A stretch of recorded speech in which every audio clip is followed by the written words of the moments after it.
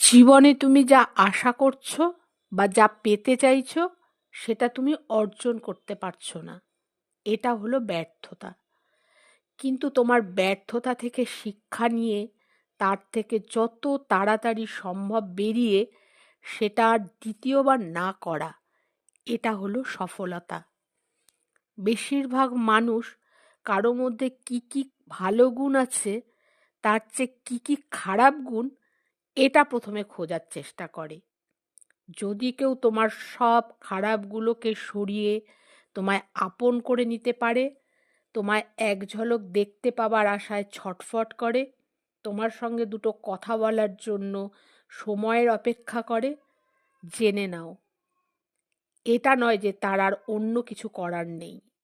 সকল ব্যস্ততার মাঝেও তার জীবনে তোমার গুরুত্ব সব থেকে আগে। প্রচুর সুকর্ম করলেই এমন একজন মানুষকে জীবনে পাওয়া যায়। বিশ্বাসঘাতকতার সবচেয়ে বড় দুঃখের বিষয় হলো এটি কখনোই তোমার শত্রুদের কাছ থেকে আসে না। যে মানুষগুলো তোমার খুব কাছের, তাদেরই একমাত্র স্পর্ধা হয় এই সাহস দেখানোর। কেন জানো?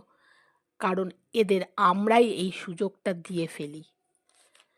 প্রতিটি মানুষের জীবনেই কিছু না কিছু তিক্ত অভিজ্ঞতা থেকেই যায়।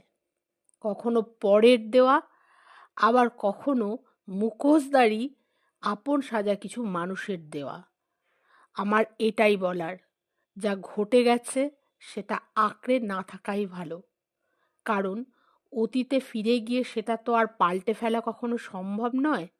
তাই যা সম্ভব নয় তাকে ছেড়ে বর্তমানকে ভালোবেসে ভবিষ্যতে এগিয়ে চলতে পারাই জীবনের সার্থকতা।